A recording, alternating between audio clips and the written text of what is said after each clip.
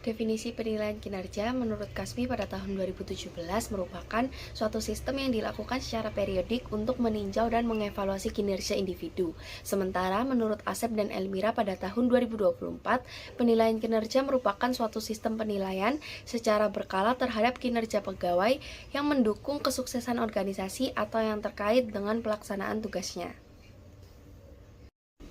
Selanjutnya ada kegunaan dari penilaian kinerja menurut Asep dan Elmira.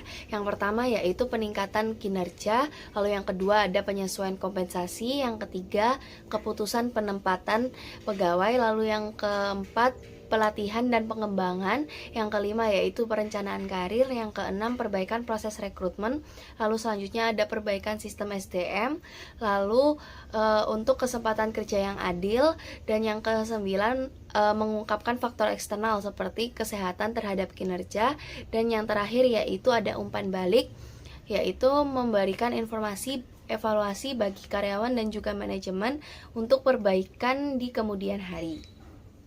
Selanjutnya saya akan menjelaskan mengenai prosedur penilaian kinerja. Yang pertama itu adalah dengan menetapkan standar kinerja. Di tahap ini, organisasi atau perusahaan itu menentukan ukuran yang jelas bagaimana suatu pekerjaan itu harus dilakukan, dan standar ini biasanya mencakup kualitas, kuantitas, ketepatan waktu, dan juga perilaku kerja. Dengan adanya standar ini, perusahaan tadi itu punya acuan yang jelas untuk menilai kinerja karyawannya.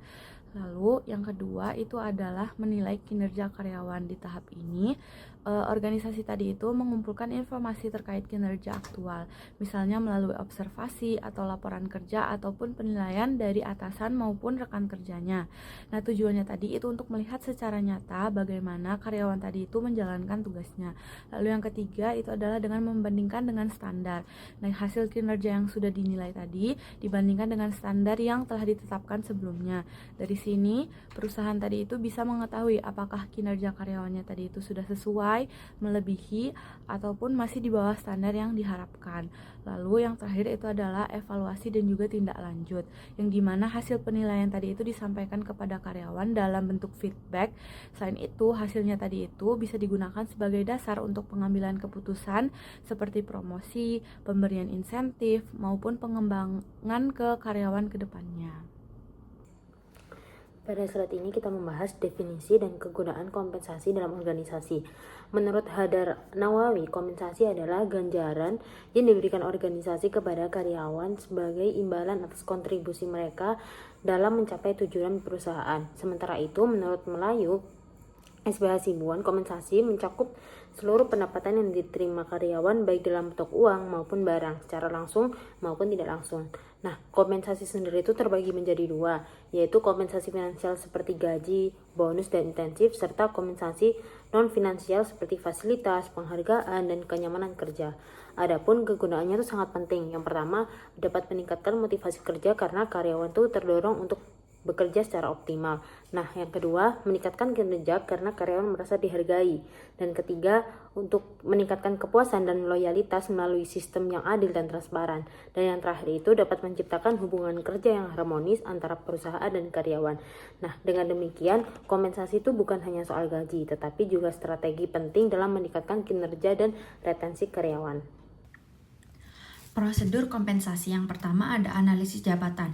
Pada tahap ini, informasi spesifik tentang suatu posisi dikumpulkan dan dianalisis secara mendalam.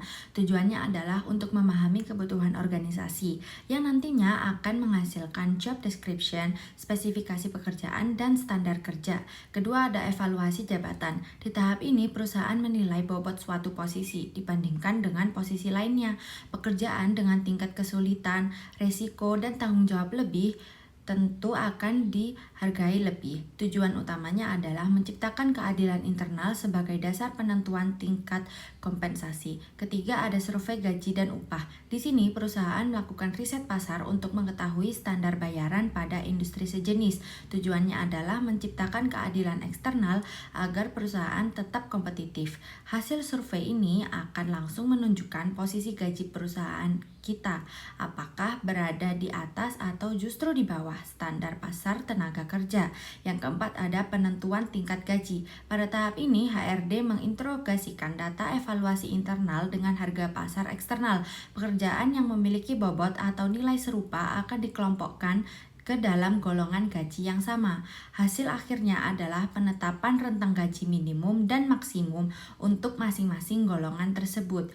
Yang terakhir ada implementasi dan evaluasi. Kebijakan kompensasi yang telah disetujui mulai dijalankan secara konsisten dan transparan, serta dikaitkan langsung dengan kinerja individu karyawan. Terakhir, sistem ini wajib dievaluasi secara berkala agar tetap relevan dengan laju inflasi, perubahan biaya hidup, dan kemampuan finansial perusahaan.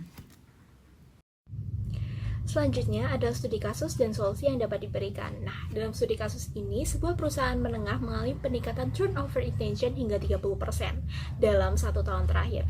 Karyawan berprestasi ini justru banyak yang keluar dan berpindah ke perusahaan lain.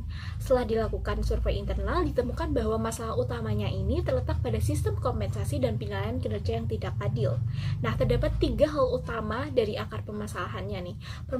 Pertama itu, standar kinerja tidak jelas karena perusahaan ini ternyata itu belum memiliki KPI yang terukur. Penilaiannya itu hanya berdasarkan ingatan atasan di akhir tahun sehingga kurang objektif. Dan yang kedua, tingginya subjektivitas dalam penilaian seperti halo efek, di mana karyawan yang dekat dengan atasan ini cenderung mendapatkan nilai yang lebih tinggi dibandingkan yang benar-benar berprestasi. Dan yang ketiga, dampaknya ini sangat terasa pada kompensasi. Karyawan dengan kinerja tinggi ini justru menerima bonus yang lebih kecil dibandingkan dengan karyawan dengan penilaian subjektif yang tinggi, sehingga menurunkan motivasi dan loyalitas kerja. Nah, untuk mengatasi hal ini, perusahaan ini tuh perlu melakukan perbaikan sistem manajemen SDM. Pertama, mereka dapat membuat penilaian kinerja yang objektif dengan menyusun KPI berbasis prinsip SMART dan menerapkan metode 360 degree feedback agar penilaian ini lebih adil dan menyeluruh. Yang kedua, mengaitkan kompensasi dengan secara transparan dengan hasil kinerja atau pay for performance sehingga karyawan ini memahami hubungan antara pencapaian dan imbalan yang diterima. Nah, yang ketiga, melakukan survei gaji secara berkala agar tetap kompetitif di pasar. Dan yang keempat, dengan menerapkan umpan balik berkelanjutan bukan hanya untuk penilaian tahunan agar karyawan ini dapat terus memperbaiki kinerjanya.